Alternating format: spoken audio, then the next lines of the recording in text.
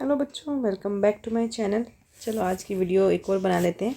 आज का पेपर होने वाला है तुम्हारा BHIC का, हम करने वाले हैं, डिस्कस करेंगे। दिसंबर 2023 का पेपर है ये, ठीक है। BA सामान्य जनरल, जो BAG के बच्चे हैं उनका पेपर है ये, और एक जो आपका BA ऑनर्स वालों का, ठीक है, ये इन बच्चों का पेपर है, ठीक है। पेपर का नाम आपके सामने है, भारत का इतिहास प्राचीनतम। टाइम क्या है, काल से लगभग, प्राचीन काल से लेकर 300 ईस्वी तक, ये तुम्हारे पेपर का नाम है। तो एक एक करके क्वेश्चन, जो इम्पोर्टेंट क्वेश्चन होने वाले हैं उनको डिस्कस करेंगे। तो सबसे पहला जो क्वेश्चन आ रहा है आपके सामने, थोड़ा सा मैं बता देती हूँ। वैसे तो देखो 3 घंटे का क्वेश्चन पेपर है आपका, 100 नंबर का क्वेश्चन पेपर होने वाला है। 5 प्रश्नों के उत्तर देने हैं 400 शब्दों में। तो देखो 400 शब्दों में कितना लिखना है ये तो तुम्हें अभी तक प्रैक्टिस हो गई होगी, क्योंकि असाइनमेंट भी तुमने बना के दिए होंगे ना। तो उससे तुम्हें पता चल गया होगा कि अगर 20 नंबर का क्वेश्चन है तो कितने पेज में लिखना है। तो यहाँ पर आपको 5 प्रश्न करने हैं, तो 20 मार्क का एक क्वेश्चन होने वाला है। प्रत्येक खंड से कम 2 क्वेश्चन करने हैं, ठीक है। 2 पार्ट दिए हुए हैं इनमें से, तो हर पार्ट में से कम आपने 2 क्वेश्चन करने हैं। चलो फर्स्ट क्वेश्चन ले लेते हैं हम लोग। फर्स्ट क्वेश्चन है आपका, भारत के भारत के आधारभूत भू आकृतिक क्षेत्र कौन कौन से हैं? भारतीय इतिहास पर भूगोल का प्रभाव किस प्रकार पड़ा? देखो, जो भारत का जो भौगोलिक आधार है ना, जो भारत का हमारा भौगोलिक आधार है वो, या भू आकृतिक क्षेत्र कौन कौन से होते हैं हमारे, जो भी भू आकृतिक क्षेत्र है ना हमारे, वो होते हैं, पहले तो ये नोट करके रखना, आपको याद भी रखनी है चीज़ें। हमारे हैं पर्वत हो गए, जैसे पठार हो गए, ठीक है। और ये जो हमारे जो समुद्री तट होते हैं, समुद्री तट हो गई, ये सारे इनको सबको बोला जाता है भू आकृतियाँ।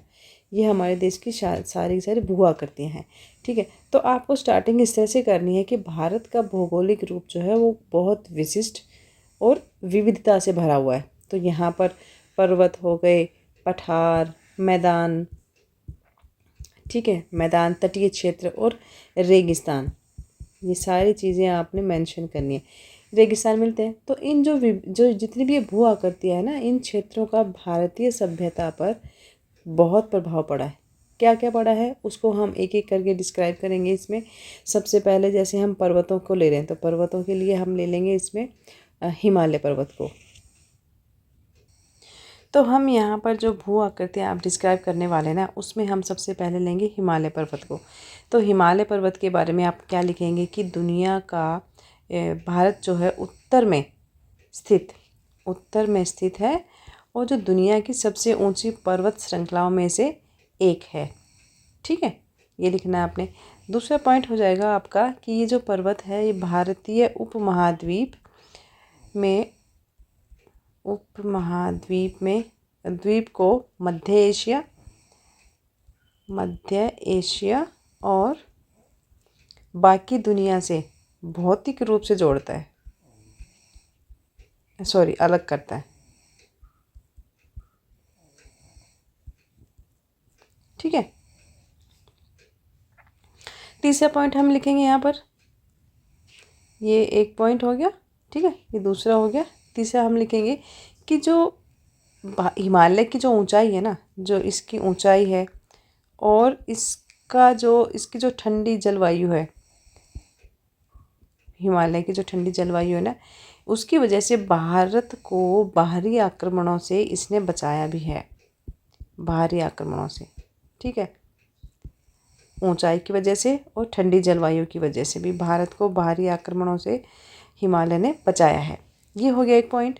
फिर फोर्थ पॉइंट आप लिख सकते हो कि यहाँ पर ना कई प्रमुख नदियाँ कौन कौन सी हैं, जैसे गंगा, आपकी यमुना, ठीक है, सिंधु और ब्रह्मपुत्र, ठीक है, ब्रह्मपुत्र का उद्गम होता है।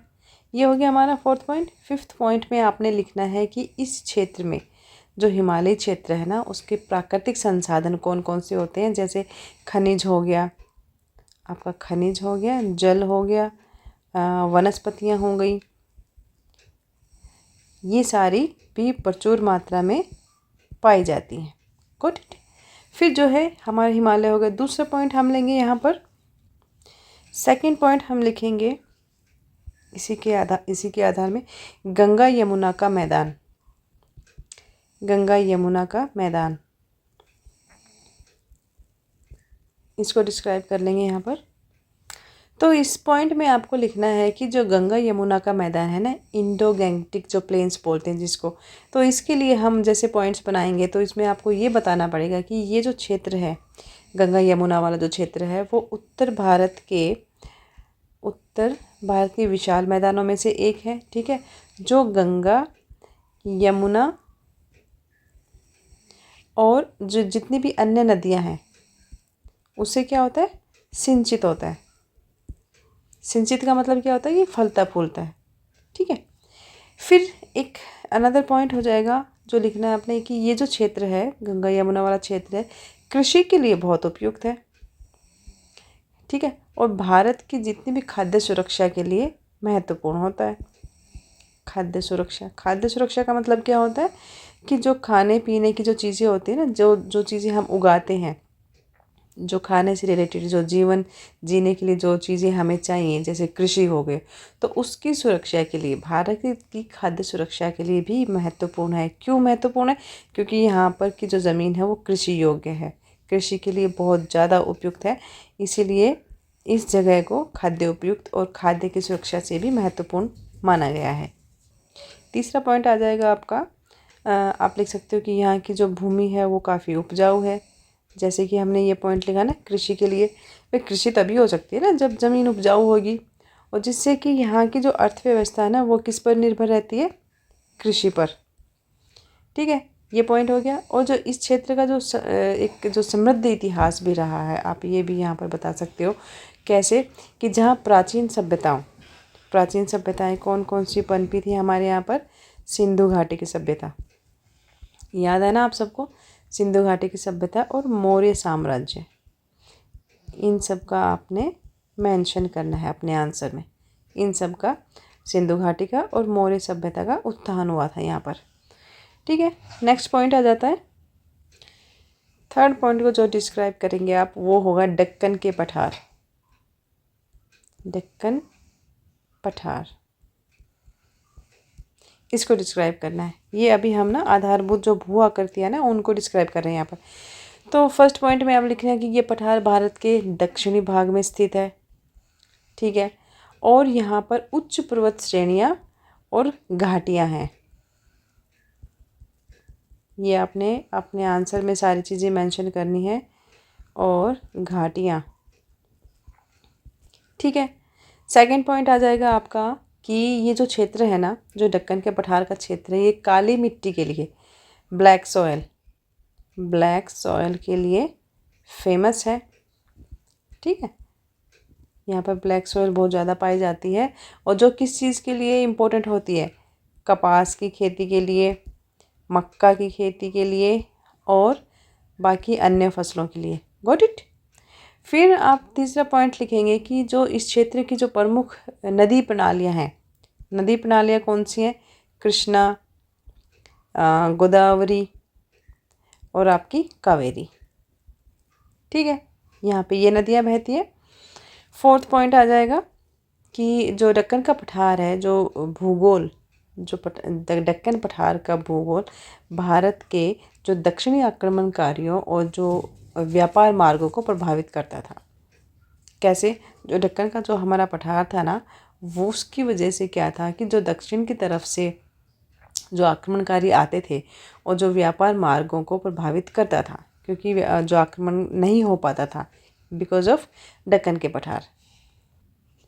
फिर हमारा फोर्थ पॉइंट आ जाएगा पश्चिमी और पूर्वी तटीय मैदान, वेस्टर्न और ईस्टर्न कोस्टल प्लेन्स। ठीक है, ये हमारा क्वेश्चन होगा, पश्चिमी और पूर्वी तटीय मैदान। इसमें पश्चिमी तट के बारे में आप क्या लिखेंगे कि ये जो तट था ना, ये अरब सागर से घिरा हुआ था, अरब सागर से घिरा हुआ। यहाँ पर जो पश्चिमी घाट की पहाड़ियाँ हैं वो और गहरी खाइयों के कारण, मैं लिख देती हूँ, पश्चिमी घाट की जो पहाड़ियाँ प्लस जो खाइयाँ हैं, ठीक है। इसके कारण क्या है, जो जलवायु थी यहाँ की वो मॉनसून के प्रभाव में रहती थी। मतलब जो जलवायु थी वो मॉनसून के अकॉर्डिंग रहती थी कि मॉनसून वहाँ पे टाइम से आता था, पानी मतलब जल की कोई कमी नहीं होती थी, जिसकी वजह से मछली पालन हो गया, मछली पालन और जो बंदरगाह के जरिए जो व्यापार होता था, और समुद्री मार्गों से ही होता था ना, ये सारे समुद्री मार्गों से जो व्यापार होते थे वो इसी की वजह से होते थे, क्योंकि जलवायु की वजह से जो पानी है, जो नदियों में और जो समुद्रों में पानी की प्रचुरता रहती थी, कमी नहीं होती थी, तो उसकी वजह से मछली पालन बढ़ा, बंदरगाहों से व्यापार बढ़ा और समुद्री मार्गों से भी देश के साथ व्यापार बढ़ा। फिर हम डिस्क्राइब करेंगे यहाँ के ईस्टर्न को, जो ईस्टर्न वाला एरिया था। ईस्टर्न जो पूर्वी तट है, ये एक तो बंगाल की खाड़ी में स्थित था, है ना, बंगाल की खाड़ी में तो के पास स्थित तो है। और यहाँ पर जो उर्वर भूमि होती है ना, और जो नदी के जो डेल्टाज बनते हैं, जो कृषि के लिए उपयुक्त होते हैं, ठीक है, कृषि के लिए उपयुक्त होते हैं। और जहाँ यहाँ पर नदियाँ कौन कौन सी बहती हैं आपकी, चंद्रभागा, गोदावरी और महानदी, ये नदियाँ बहती हैं इस एरिया में, पूर्वी जो ईस्टर्न कोस्टल एरिया है, ठीक है। इसके बाद आता है आपका रेगिस्तान। 5th पॉइंट पे हम डिस्क्राइब करेंगे रेगिस्तान को, ठीक है, डेजर्ट, ठीक है। तो रेगिस्तान तो मेनली तो आपको पता ही है, राजस्थान में है ना, राजस्थान में स्थित है, जिसे थार रेगिस्तान भी बोलते हैं, गॉट इट। और यहाँ की जलवायु कैसी होती है, शुष्क और गर्म, सबको पता है ना राजस्थान के बारे में तो। और बारिश कम होती है, वर्षा तो बिल्कुल ही माइनस में चली जाती है। और ये जो क्षेत्र है ना, ये भारत के पश्चिमी सीमा पर स्थित है, ठीक है, जो भारत और पाकिस्तान के बीच में पड़ता है। और जो यहाँ के लोग हैं, ये पारंपरिक जो इनका जो जीवन यापन का तरीका है ना, उसमें पशुपालन करते हैं, और जैसे बकरियों और ऊँटों के साथ क्यों करते हैं, क्योंकि रेगिस्तान है ना, रेगिस्तान में ऊँट ही सर्वाइव कर पाते हैं, इनके अलावा कोई और जानवर नहीं कर पाता है। तो यहाँ पर इस तरह से लोग पशुपालन में बकरियों और ऊँटों के ज़रिए अपना जीवन यापन करते हैं, ठीक है। अब हम आगे आधा जो ये हमारा हाफ क्वेश्चन हो गया है यहाँ तक का, अब इस पर डिस्कस करना है कि भारतीय इतिहास पर भूगोल का किस प्रकार प्रभाव पड़ा। अब हमें ये वाला डिस्क्राइब करना है, तो इसमें आपने लिखना पड़ेगा। आप क्या लिखेंगे इसमें, तो भूगोल के प्रभाव में, इन पर भूगोल के क्या प्रभाव पड़ने वाले हैं, उसमें एक तो सबसे पहले आ जाएगा आपका प्राकृतिक सीमाएं और सुरक्षा। प्राकृतिक सीमाएं एवं सुरक्षा।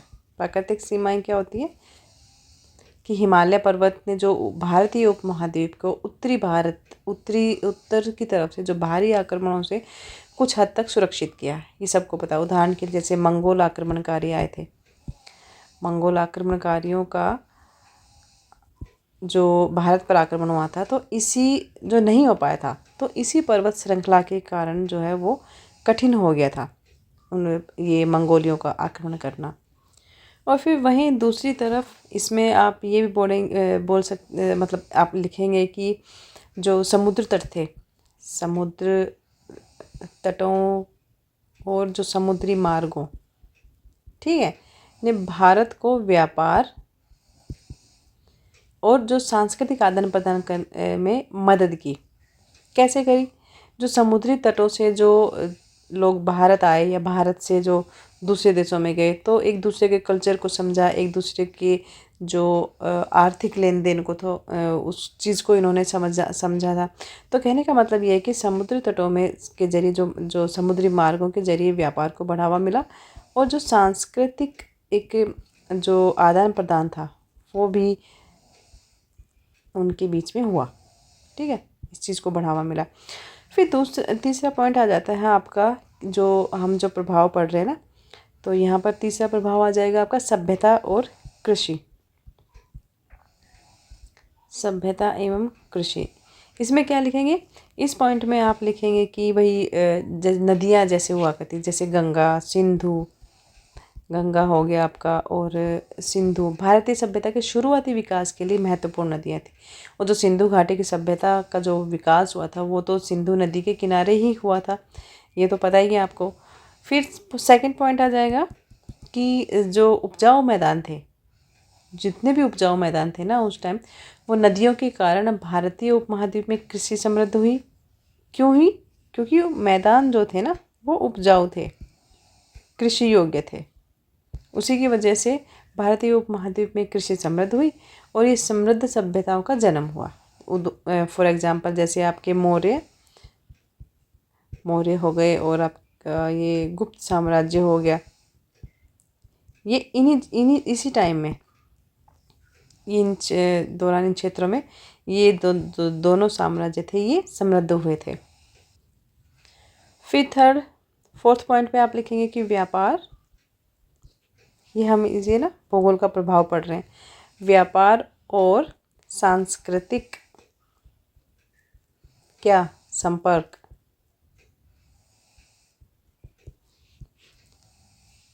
तो व्यापार और सांस्कृतिक संपर्क कैसे हुए थे कि जो भारत के जो समुद्री तट थे, प्राचीन काल में ही समुद्री व्यापार मार्गों के माध्यम से भारत को दुनिया के अन्य हिस्सों से भी जोड़ा।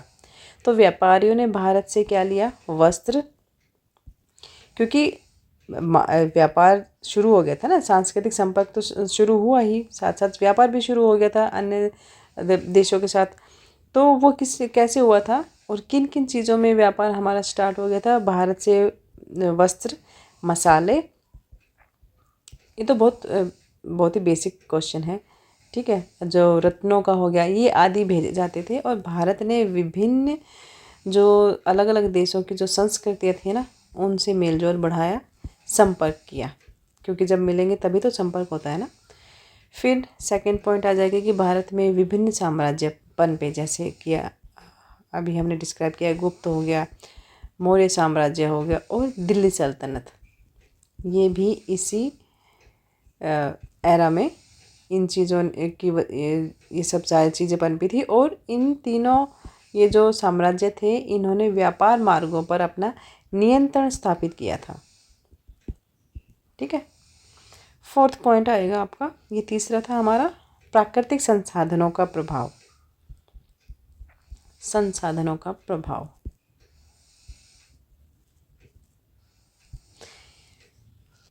तो प्राकृतिक संसाधनों में हम आप बताएंगे कि भारत के विभिन्न क्षेत्रों के प्राकृतिक संसाधन जैसे खनिज, जलवायु, कृषि योग्य भूमि ने यहाँ के समाज की संरचना की, रोजगार और आर्थिक गतिविधियों को प्रभावित किया। फिर दूसरा है कि जैसे कि दक्कन के पठार में खनिज की खदानें थी, जबकि जो गंगा के मैदान थे वो उर्वर थे। ठीक है, ये बताना है आपने।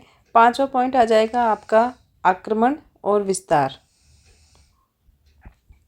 आक्रमण एवं विस्तार, ठीक है, इसको डिस्क्राइब करेंगे कि भारतीय भूगोल ने जो विभिन्न आक्रमणकारियों के मार्गों को प्रभावित तो किया ही था। उदाहरण के लिए जो मुस्लिम आक्रमणकारियों के लिए कश्मीर और पंजाब से तो आना आसान था, लेकिन जो दक्कन के पठार थे ना, वहाँ से आना में थोड़ी इनको कठिनाई होती थी, मतलब आना इतना आसान नहीं था दक्कन के पठारों से। फिर ये है कि जो मुग़ल साम्राज्य ने जो गंगा के मैदानों से अपना साम्राज्य फैलाया। क्यों फैलाया? क्योंकि जो गंगा के मैदान थे ना, वो कृषि योग्य मैदान थे, है ना। जबकि दक्षिण भारत में जो विजयनगर साम्राज्य ने दक्कन के पठार पर नियंत्रण किया था। ठीक है, इसके बाद आप लिख देंगे निष्कर्ष। जो हमने जितना भी पढ़ा है ना कि भारत का भूगोल न केवल यहाँ की प्राकृतिक विविधताओं को दर्शाता है, बल्कि ये भारतीय इतिहास और समाज के कई पहलुओं पर प्रभाव डालता है। ये भूगोल न केवल युद्ध, आक्रमण और रक्षा को ही प्रभावित करता है, बल्कि व्यापार हो गया और आपका आदान प्रदान हो गया। ठीक है, और जो कृषि और सामाजिक संरचना, सामाजिक और सांस्कृतिक संरचना को भी गहरा प्रभावित करता है। तो इस तरह से आपका ये क्वेश्चन हो गया। अब सेकंड क्वेश्चन देख लेते हैं। नेक्स्ट क्वेश्चन हमारा आता है, हड़प्पा सभ्यता के क्षेत्रीय विस्तार की चर्चा कीजिए। हड़प्पा सभ्यता की भौतिक विशेषताओं पर चर्चा हड़प्पा और मोहनजोदड़ो के संदर्भ में हमने करना है। ठीक है, तो सबसे पहले हड़प्पा सभ्यता के क्षेत्रीय विस्तार। तो देखो यहाँ अपने आपने लिखना है कि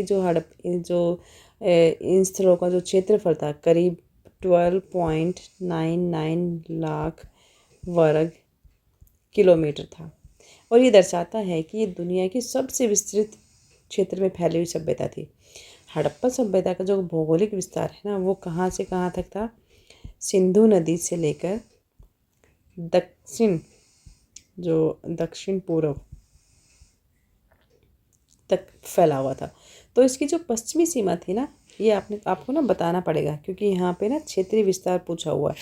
तो इसकी हड़प्पा सभ्यता का इसका जो पश्चिमी सीमा और बलूचिस्तान, पश्चिमी सीमा हड़प्पा सभ्यता की और बलूचिस्तान, ठीक है, एवं पूर्वी सीमा उत्तर प्रदेश, जो यूपी का जो आलमगीरपुर है। जो बच्चे जिन्होंने एंशंट इंडिया पढ़ा हुआ है या प्राचीन भारत पढ़ा हुआ है, वो इस चीज़ को कनेक्ट कर सकते हैं कि जो यूपी, जब वो एंशंट इंडिया के टाइम पे जो खुदाइयाँ हुई थी, तो आलमगीरपुर जो है वो यूपी में पड़ता है। यूपी में इस जगह का पता चला था। ठीक है, तो ये जो जगह है ना, ये गेहूं का सबसे बड़ा उत्पादक देश हुआ।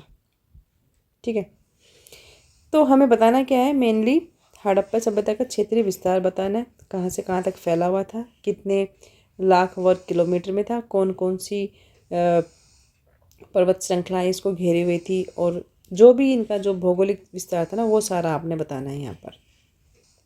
और फिर इसमें ये भी ऐड करना है आपको कि जो सभ्यता है ये चलो बलूचिस्तान से लेकर पूर्व में यमुना तक तो फैली हुई थी, है ना। फिर है कि ये जो जम्मू कश्मीर तक फैली हुई थी, उत्तर में JNK, जम्मू कश्मीर तक फैली हुई थी, और दक्षिण में ये खंबात की खाड़ी, पढ़ा हुआ है ना ज्योग्राफी में, खंबात की खाड़ी तक फैली हुई थी। ये सभ्यता जो है 12.99 लाख किलोमीटर के क्षेत्र में फैली हुई थी, और दुनिया की सबसे विस्तृत क्षेत्र में फैली हुई प्राचीन सभ्यता है। इस सभ्यता का मुख्य रूप से सिंधु नदी और उसकी सहायक नदियों के आसपास ये विकसित हुआ था। और इस सभ्यता के जो प्रमुख स्थल है, जहाँ जहाँ पर ये सभ्यता, हड़प्पा सभ्यता, जो मुख्य रूप से सिंधु नदी, ठीक है, सिंधु नदी हो गई, पंजाब, ये एरिया हैं जहाँ पर ये सबसे पहले फैली, मुख्यतः हरियाणा और राजस्थान, ठीक है, यहाँ पर सबसे पहले फैली थी ये, और सबसे मुख्य रूप में फैली थी। इसके अलावा अफ़गानिस्तान हो गया, ठीक है, अफ़गानिस्तान और बलूचिस्तान, यहाँ के कुछ क्षेत्रों में भी इस सभ्यता के कुछ हिस्से थे। तो ये आपने इस तरह से बताना है। फिर दूसरा आधा हिस्सा हमने जैसे कर लिया, अब बताना है कि हड़प्पा सभ्यता की भौतिक विशेषताओं पर चर्चा हड़प्पा और मोहनजोदड़ो के संदर्भ में कीजिए। तो ये जो भौतिक विशेषताएं थी ना, भौतिक विशेषताएं क्या होती हैं कि उस जगह की क्या खास बात थी, वहाँ कृषि के बारे में, वहाँ के जो रहन सहन के बारे में, सामाजिक व्यवस्था क्या थी, और वहाँ की आर्थिक व्यवस्था क्या थी, लोग व्यापार कैसे करते थे, लेन देन का व्यापार कैसा था, और ये जो किस तरह का उनका सांस्कृतिक जो व्यवहार क्या था, क्या उनका मतलब कपड़े पहनते थे, किस तरह के ज्वेलरीज यूज़ करते थे, मतलब उनका रहन सहन, टोटली उनका जो एक जीवन यापन किस तरह से होता था, वो सब आपने यहाँ पर बताना है, हड़प्पा के बारे में भी और मोहनजोदड़ो के बारे में भी।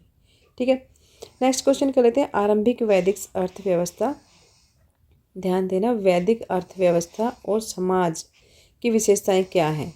जो वैदिक अर्थव्यवस्था थी ना, उसके बारे में, और समाज की जो आरंभिक जो समाज था ना, आरंभिक वैदिक, उस टाइम की अर्थव्यवस्था और समाज की प्रमुख विशेषताएं आपने बतानी है यहाँ पर। तो देखो, आरंभिक वैदिक काल जो है वो लगभग 1500 ईसा पूर्व से लेकर 1000 ईसा पूर्व तक भारतीय समाज ये इसका आरंभिक वैदिक काल का ये टाइम है। ठीक है, 1500 ईसा पूर्व से 1000 ईसा पूर्व तक का। तो इस टाइम में जो भारतीय समाज और जो अर्थव्यवस्था थी उसकी काफ़ी सारी कुछ महत्वपूर्ण विशेषताएं थी। इस काल में जो जीवन के विभिन्न पहलुओं में विकास हुआ, एक तो ये आपने बातें नोट करनी है कि जीवन के विभिन्न पहलुओं में विकास हुआ, और वैदिक साहित्य मुख्य रूप से ऋग्वेद में ही इन सारी चीज़ों का क्या करता है, उल्लेख करता है। ठीक है, ऋग्वेद में। तो यहाँ पर सबसे पहले हम स्टार्ट करेंगे विशेषताओं के लिए आर्थिक गतिविधियाँ। पहला आ जाएगा पॉइंट, आर्थिक गतिविधियाँ क्या क्या होती थी, अर्थ से रिलेटेड क्या काम होते थे, मनी से रिलेटेड। सबसे पहला था कृषि, जाहिर सी बात है उस टाइम कृषि होती थी। तो आरंभिक वैदिक समाज में कृषि का महत्वपूर्ण स्थान था। लोग मुख्य रूप से कृषि पर ही आधारित थे, जीवन जीते थे। और गेहूँ, जौ, चावल और मटर जैसी फसलों की खेती की जाती थी। और कृषि के लिए जो जो प्राथमिक स्थान होते थे ना, साधन सॉरी, वो क्या क्या कृषि किससे होती थी, हल से और बैल से। ठीक है, इन चीज़ों का उल्लेख मिलता है। और दूसरा आता है आपका पशुपालन। मैं बार बार आपका बोल रही हूँ ना please don't make fun of me. तो पशुपालन में क्या लिखेंगे आप कि पशुपालन भी इस काल में एक महत्वपूर्ण आर्थिक गतिविधि था। गाय, बकरी, घोड़े, ऊंट, ये आदि जो जानवर थे, ये सबसे मेन जानवर थे जो पाले जाते थे। इन्हें संपत्ति का प्रतीक भी माना जाता था। क्यों माना जाता था? क्योंकि इनको बेचकर भी वो लोग पैसे का इंतज़ाम करते थे। ठीक है, इन जानवरों से। और दूसरा ये था कि जो ये जितने भी आप यहाँ पे देख रहे हो ना, गाय, बकरी, घोड़े को छोड़कर ऊँट जो है, ऊँट तो एक, ये दोनों थे, घोड़े और ऊँट जो है ये तो एज ए ट्रांसपोर्ट के लिए यूज़ करते थे वो लोग। लेकिन जो गाय और बकरी है ना, इनसे दूध, घी, ये सारी चीज़ें मिलती थी। बकरी से भी दूध मिलता था। तो इस तरह से ये लोग इसको एज ए मनी इनकम के रूप में इस तरह से इनको यूज़ करते थे। तीसरा पॉइंट आ जाएगा ट्रेड, व्यापार। तो वैदिक काल में व्यापार भी होता था, लेकिन ये छोटे स्तर पर था, बड़े स्तर पर नहीं था। क्योंकि आप देख लो ना, यहाँ पर गाय पाली जा रही है, बकरियाँ पाली जा रही हैं, तो जब लोगों का रहन सहन इसी लेवल तक था तो फिर व्यापार तो कैसे ही हो सकता है ज़्यादा। बट जो व्यापार मुख्य रूप से गाँव और जनजातियों के बीच होता था। ठीक है, व्यापार के लिए सोने, चांदी और जो अन्य वस्तुएं होती थी, सोने, चांदी और अन्य धातुओं का उपयोग होता था। समुद्र और थल मार्गों का जो उपयोग था ना, वो व्यापार के लिए किया जाता था। समुद्री मार्गों का यूज़ होता था किस लिए? व्यापार के लिए। फिर हस्तशिल्प आ जाता है। हस्तशिल्प क्या होता है? जो हाथ से बनाई हुई कलाकारियाँ जो होती है ना, उसको बोलते हैं। तो वैदिक समाज में विभिन्न प्रकार के हस्तशिल्प भी प्रचलित थे, जैसे कि कपड़े बनाना, कपड़े बुनना। ठीक है, कपड़े बुनना हो गया, आभूषण बनाना और बर्तन बनाना। तब तो मशीनें नहीं होती थी ना, तो हाथ से बनाते थे वो लोग। फिर इसमें सेकंड पॉइंट आएगा समाज और परिवार। समाज एवं परिवार। तो जाति व्यवस्था होती थी एक तो, जाति व्यवस्था, कास्ट सिस्टम। तो इसमें क्या था कि जो आरंभिक वैदिक काल में जाति व्यवस्था की शुरुआत हो गई थी, जो आगे चलकर 4 मुख्य वर्णों में विभाजित हुई थी, ब्राह्मण, क्षत्रिय, वैश्य और शूद्रों में। इस व्यवस्था का जो उद्देश्य था ना, वो समाज को एक संरचित रूप देना था, जिसमें हर व्यक्ति का एक निश्चित स्थान और निश्चित कार्य होता था। अब जैसे अभी तक हमने उनकी कृषि व्यवस्था के बारे में पढ़ा है, ऐसे ही सामाजिक व्यवस्था के बारे में पढ़ेंगे, जिसमें जाति व्यवस्था आ गई। फिर पारिवारिक संरचना कि परिवार किस तरह से होते थे, फैमिली प्लानिंग कैसे होती थी, या फिर फैमिली जो है जॉइंट फैमिली होती थी या कैसे होती थी। तो परिवार एक महत्वपूर्ण सामाजिक इकाई था उस समय। पारिवारिक जीवन में जो पुरुष का महत्वपूर्ण स्थान था, प्रमुख स्थान था। परिवारों में जो पिता पुत्र के रिश्ते विशेष रूप से महत्वपूर्ण थे कि पुरुष जो है आधिपत्य समाज था वो, ठीक है। और महिलाओं को सम्मान तो दिया जाता था, और कुछ वैदिक साहित्य में महिलाओं को धार्मिक अनुष्ठानों में भी भाग लेने का अधिकार था। समाज की संरचना किस तरह की थी, ये एक और टॉपिक बन जाएगा। समाज की संरचना में हम ये बताएंगे कि समाज में जो श्रेष्ठ वर्ग ब्राह्मण, ठीक है, ब्राह्मण हो गया और क्षत्रियों का माना जाता था, ठीक है। जबकि जो वैश्य और शूद्र जो थे, वैश्य एंड शूद्र, ये श्रमिक और कारीगर आते थे। श्रमिक और कारीगर वर्ग का क्या मतलब हो गया, जो काम करते थे, ठीक है। जो काम करने वाले जो कम्युनिटी थी वो वैश्य और शूद्र मानी जाती थी, और जो श्रेष्ठ वर्ग था वो ब्राह्मणों और क्षत्रियों को माना जाता था। समाज में वर्ण व्यवस्था के अनुसार कार्यों का वितरण होता था, जिससे समाज की संरचना को व्यवस्थित किया गया था कि भाई ब्राह्मण का ये काम होगा, क्षत्रियों का रक्षा करना काम होगा, और वैश्य और शूद्रों का काम क्या क्या होगा। इस तरह से समाज को 4 वर्गों में, और चारों वर्गों को उनके कार्यों के अनुसार जो है वो बांटा गया था। फिर आपका हम लिखेंगे धार्मिक अनुष्ठान। ये सामाजिक संरचना चल रही है ना अभी तक, तो धार्मिक विश्वास एवं अनुष्ठान, इसमें क्या था, देवता और पूजा। देवता और पूजा, वैदिक समाज में देवी देवताओं की पूजा की जाती थी, और इस काल में प्रमुख देवताओं में कौन कौन होते थे, इंद्र, अग्नि, सोम, वरुण और सूर्य। ये उस टाइम के जो है मेन देवता थे जिनकी पूजा की जाती थी। और यज्ञ और हवन जैसी धार्मिक गतिविधियां सामान्य रूप से होती थी। यज्ञों का जो आयोजन होता था वो विशेष रूप से धार्मिक अनुष्ठानों और सामूहिक उत्सवों के लिए किया जाता था। फिर यज्ञ भी होते थे उस टाइम। तो यज्ञ जो है वो भी एक धार्मिक कृत्य था, जिसमें अग्नि को देवताओं को अर्पित करने के लिए आहुति दी जाती थी। तो यज्ञ का आयोजन विशेष रूप से धार्मिक पुरोहितों या फिर आप बोल सकते हो ब्राह्मणों द्वारा किया जाता था। उसके बाद राजनीतिक व्यवस्था को डिस्क्राइब कर लेते हैं। राजनीतिक व्यवस्था में जनपद और गणराज्य हुआ करते थे। गणराज्य, तो वैदिक काल में विभिन्न जनपद होते थे। जनपद मीन्स राज्य, ठीक है, आज जो स्टेट बोलते हैं ना हम लोग। और गणराज्य क्या होते थे, लोकतांत्रिक समुदाय इनको बोलते थे, ठीक है। छोटे छोटे राज्य और जनपद हुआ करते थे, और जिन्हें जन कहा जाता था, ठीक है, जन। कुछ गणराज्य जैसे कि लिच्छवी हो गए, और कोलिया, वज्जी, ये बहुत प्रसिद्ध जनपद हुआ करते थे। जनपदों का नेतृत्व कौन करता था, राजा या फिर पंचायत, ठीक है, ये करते थे। राजा को समाज के कल्याण के लिए जिम्मेदार माना जाता था। और राजा के कार्य क्या होते थे, एक पॉइंट ये भी बनेगा कि ये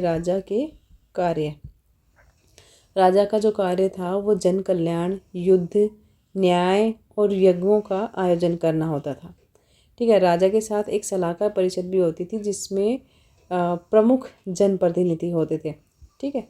ये राजा के बारे में हम बता रहे हैं यहाँ पर। फिर हम लिखेंगे शिक्षा।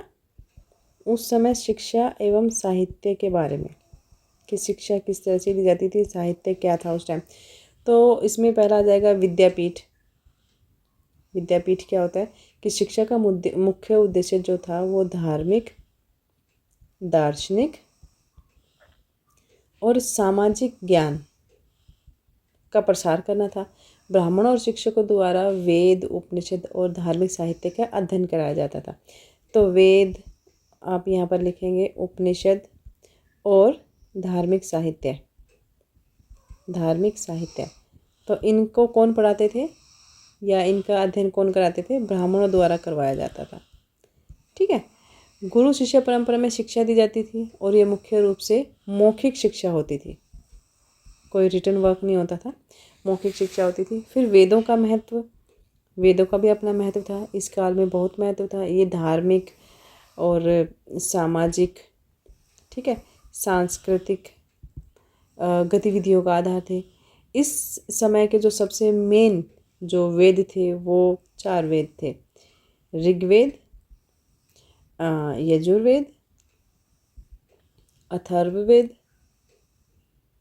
और सामवेद। ये 4 मेन वेद हुआ करते थे। फिर है आर्थिक व्यवस्था। आर्थिक व्यवस्था कैसी थी? आर्थिक व्यवस्था जो मुख्य रूप से कृषि, जैसे कि मैं कई बार अभी डिस्क्राइब कर चुकी हूँ, कृषि और पशुपालन, इस पर निर्भर थी, आधारित थी, जिससे समाज की स्थिरता बनी रहती थी। समाज में समृद्धि और धन के कौन कौन से साधन थे? कृषि उत्पादन हो गया, ठीक है, पशुपालन हो गया और व्यापार। ठीक है, ये हमारा ये क्वेश्चन हो गया, यहाँ पर ख़त्म होता है। इसके बाद आप निष्कर्ष लिख देंगे, तो जितना भी क्वेश्चन किया है उसको हमने शॉर्ट फॉर्म में लिख देना है, वो हमारा निष्कर्ष हो जाएगा। ठीक है।